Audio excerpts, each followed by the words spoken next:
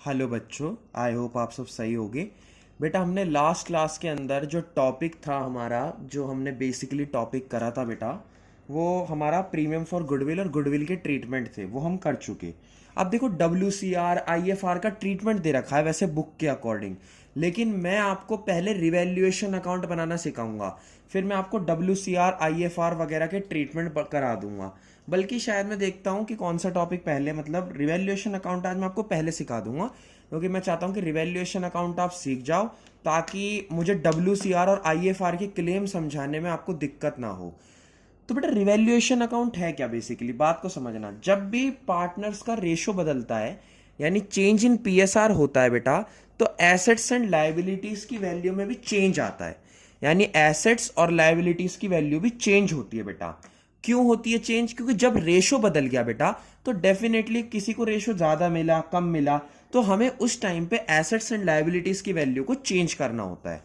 तो बेटा, आज क्या करना है, हमें इसका फॉर्मेट सीखना है। बहुत ही आसान फॉर्मेट है, आपको एक ही बार में आ जाएगा। देखो, एक लाइन खींचनी है बेटा, सिंपल सी। पेन थोड़ा परेशानी कर रहा है। एक लाइन खींची आपने, एक यहाँ खींचो, जैसे नॉर्मल टी शेप की होती है ना। टी शेप अकाउंट की लाइंस होती हैं बेटा, वो आपने खींच ली। पेन अटक रहा है, इस वजह से थोड़ी सीधी नहीं आई, बट आपको समझ आ जाएगा कॉन्सेप्ट। फिर वही टी शेप के अकॉर्डिंग यहाँ पर पर्टिकुलर्स आएगा। यहाँ पर क्या आएगा बेटा? पर्टिकुलर्स आएगा। यहाँ पर आएगा रुपीज। यहाँ पर भी क्या आएगा? पर्टिकुलर्स। यहाँ पर भी क्या आएगा बेटा? रुपीज। ये कौन सी साइड होती है? डेबिट साइड होती है बेटा। ये कौन सी साइड होती है? Credit side. अब मेरी बात सुनो, आपको याद है 11th क्लास में गोल्डन रूल्स हुआ करते थे, जिसके एक रूल के अकॉर्डिंग क्या नाम है, एक्सपेंसेस और लॉसेस हमेशा डेबिट होते हैं। यानी expenses and losses always debit. Expenses and losses always debit का मतलब क्या है कि हमेशा जो खर्चे हैं और नुकसान है वो डेबिट साइड आते हैं। और अकाउंट की डेबिट साइड कौन सी है? ये वाली साइड है। और क्रेडिट साइड कौन सी है? दूसरी साइड है। यानी और प्रॉफिट और गेन वगैरह, यानी इनकम वगैरह कहाँ आती थी बेटा? इनकम वगैरह आपकी आती थी क्रेडिट साइड में। तो इनकम वगैरह क्रेडिट साइड में आती थी। क्रेडिट साइड का मतलब क्या है कि बेटा वो क्रेडिट साइड में बैठती हैं।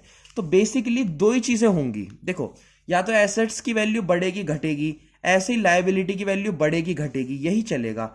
यानी चेंजेस क्या आएंगे? सिर्फ या तो एसेट्स लाइबिलिटी की वैल्यू बढ़ जाया करेंगी, या एसेट्स लाइबिलिटी की वैल्यू कम हुआ करेंगे। अब मेरी बात सुनो, डेबिट साइड आपको क्या लिखना होगा?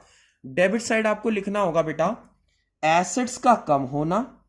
एसेट्स का कम होना क्यों? क्योंकि बेटा एसेट्स का कम होना एक लॉस है। आप मेरी बात को समझो, आपकी इन्वेस्टमेंट थी, आपकी एसेट्स थी, वो कम हो गई, तो इसका मतलब आपको नुकसान हुआ ना। यानी आपका फर्नीचर कम हो गया, आपकी बिल्डिंग कम हो गई, तो आपको नुकसान हुआ। तो एसेट्स का कम होना आएगा बेटा डेबिट साइड। आज मैं आपको उसका फॉर्मेट कराऊंगा बस।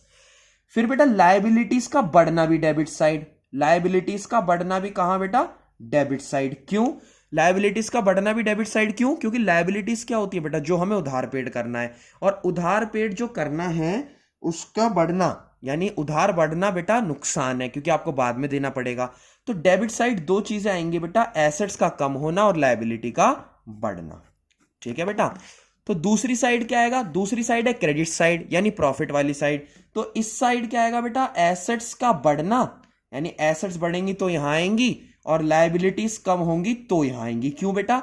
एसेट्स का बढ़ना भी प्रॉफिट होता है और लाइबिलिटीज का घटना भी प्रॉफिट होता है, क्योंकि एसेट्स बढ़ेंगी तो आपका फायदा, आपकी इन्वेस्टमेंट वगैरह बढ़ रही है, बिल्डिंग फर्नीचर वगैरह बढ़ रहा है। और क्या नाम है बेटा?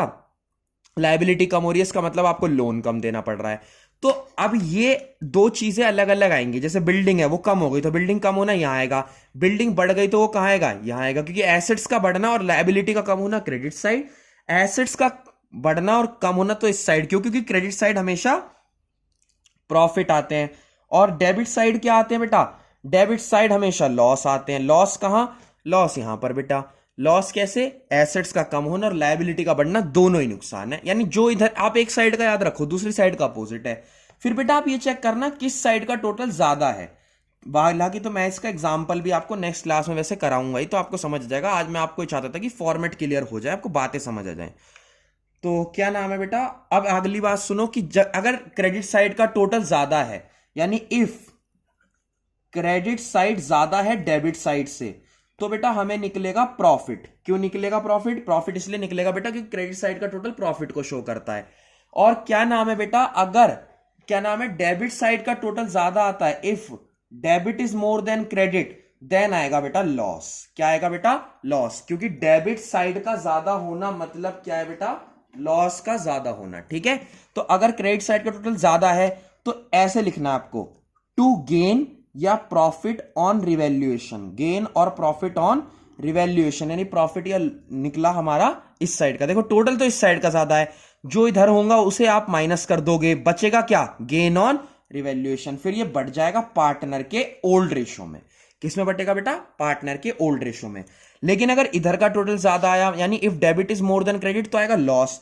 तो आपको लिखना है by side loss on revaluation. क्या लिखना है बेटा, लॉस ऑन रिवैल्यूएशन अकाउंट। ये किसे मिलेगा बेटा, ए और बी को। आई होप आपको आ गया होगा। तो ये बेटा फॉर्मेट है रिवैल्यूएशन अकाउंट का, इसका आप स्क्रीनशॉट भी ले लो अच्छे से, और क्या नाम है, इसको कर लो, कॉपी में नोट डाउन कर लो। नेक्स्ट क्लास में मैं आपको इसके क्वेश्चंस करा दूंगा। और अगर किसी बच्चे को कोई डाउट हो तो मुझसे पूछ लेना। प्लस बुक के अकॉर्डिंग अभी मत करना, अभी वही क्वेश्चंस करो जो मैं आपको यहां करा रहा हूं। चलो, थैंक यू सो मच बेटा।